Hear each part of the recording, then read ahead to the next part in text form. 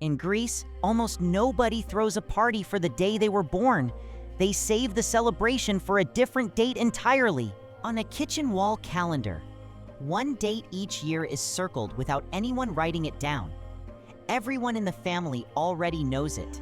That circled day is a name day called a Giorti, and in Greece it can matter more than a birthday ever does. The idea is simple. Your name day falls on the feast day of the saint you were named after, fixed on the calendar forever. Unlike a birthday, nobody has to remember your specific age or the exact year. They just remember the name and the date follows. Because church calendars and printed almanacs list every saint's day, a whole town can quietly know when your celebration is coming.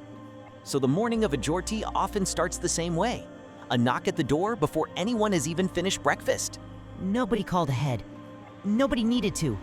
In much of Greece, that is exactly how a name day is supposed to begin. Trays of sweets come out of the kitchen, coffee gets poured, and the person celebrating is, by tradition, the one doing the treating. That detail surprises most outsiders first.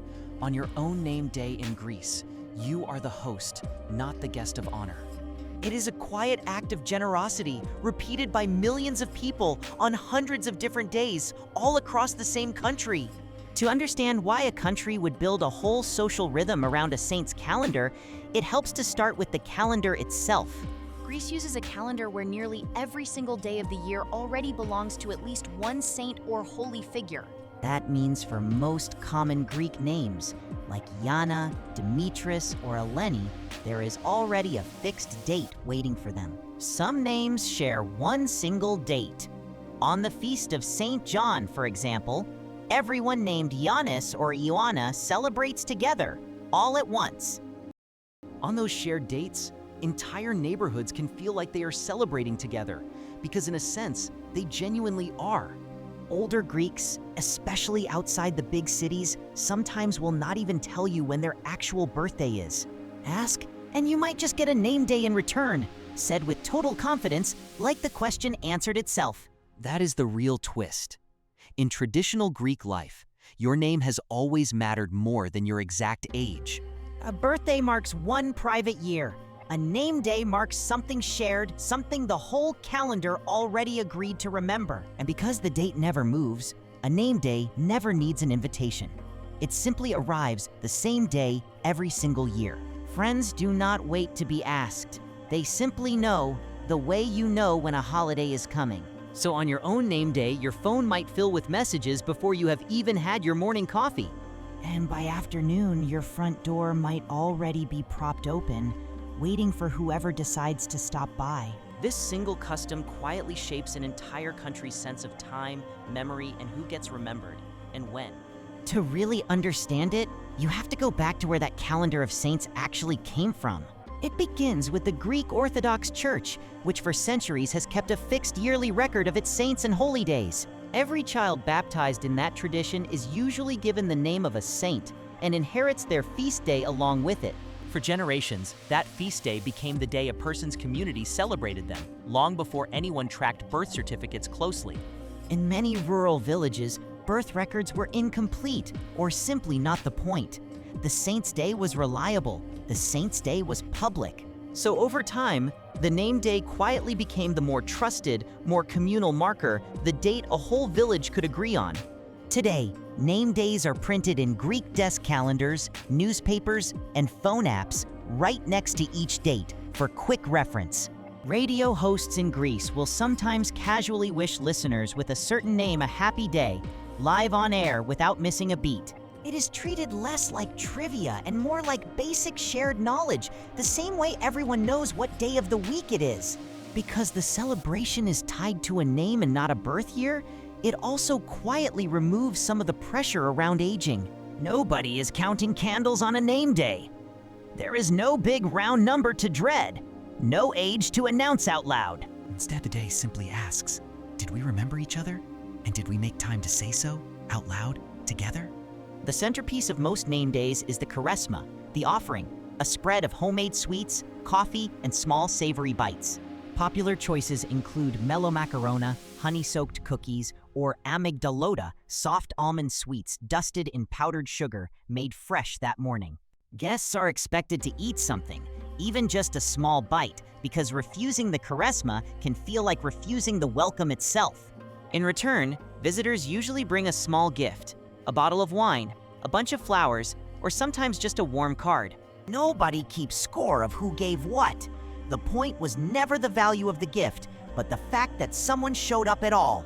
In smaller towns, the old open house tradition still holds strongly.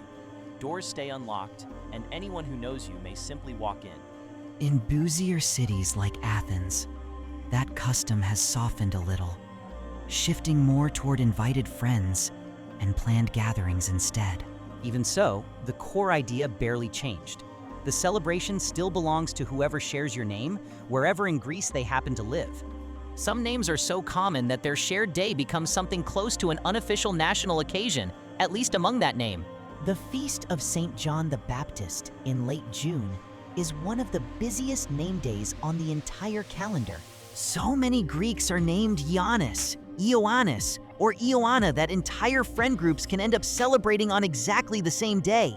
On days like that, phones buzz constantly, doorbells ring in waves, and one host might greet dozens of guests before sunset.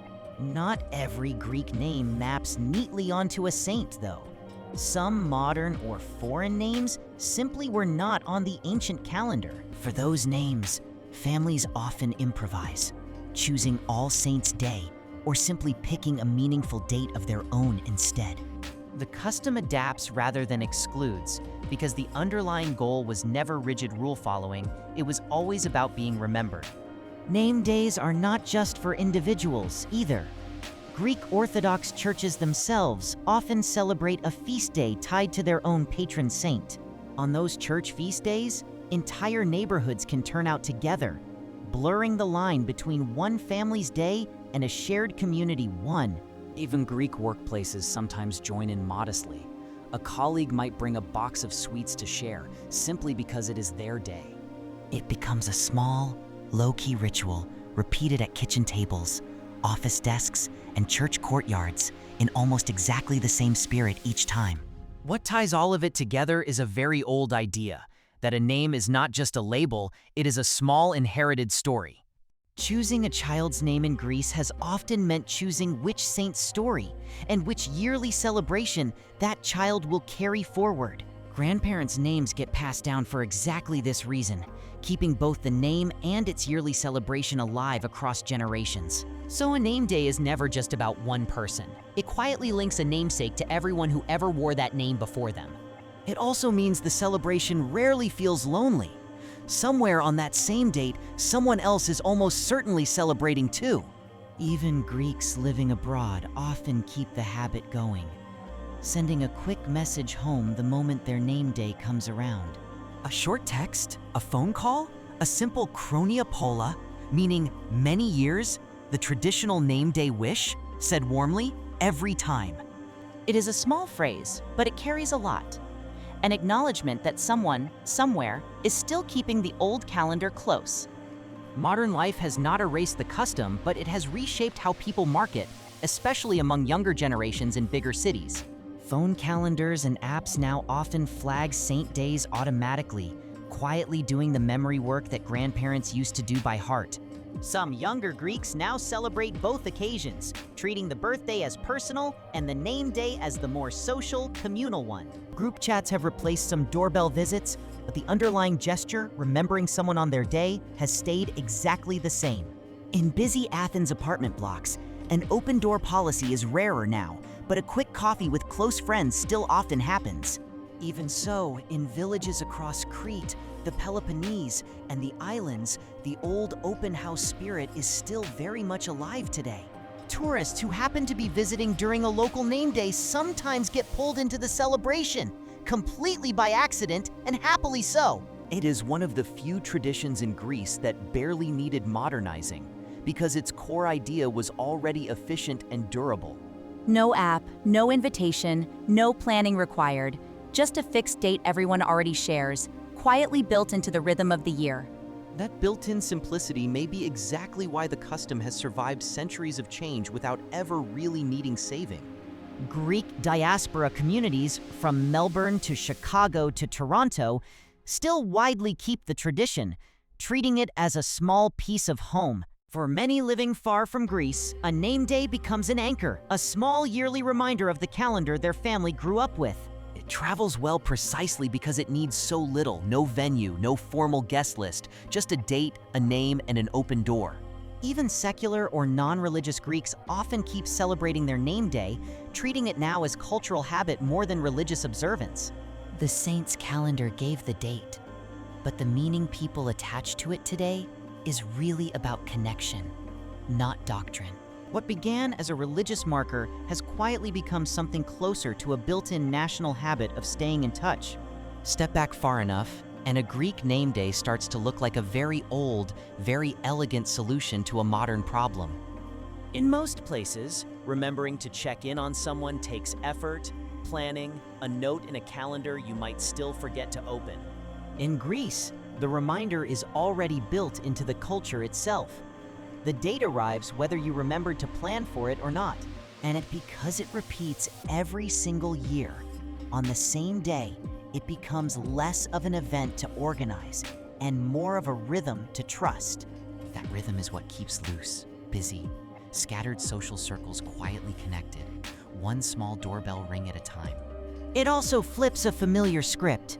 Instead of guests bringing gifts to be celebrated, the person celebrating is the one who gives first. That small reversal, hosting your own celebration instead of receiving one, quietly teaches a very different lesson about being honored.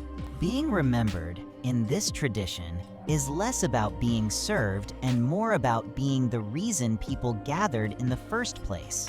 It is a quiet kind of generosity, dressed up as a birthday party, but built on an entirely different set of instincts. You do not need a big surprise, a hidden guest list, or weeks of planning. You only need a date everyone already knows.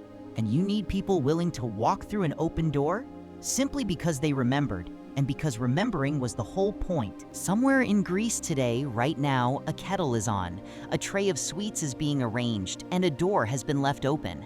Someone is about to be reminded, gently and without ceremony, that an entire calendar of saints has not forgotten who they are. Maybe the lesson travels beyond Greece. Connection rarely needs an occasion invented from scratch. Sometimes it only needs a date kept. A shared name, a fixed day, an open door, 3 small, ordinary things, quietly doing the work of keeping a community close. Chroniapola, as the Greeks say. Many years, not just to one person, but to everyone, on every date, who shares that name.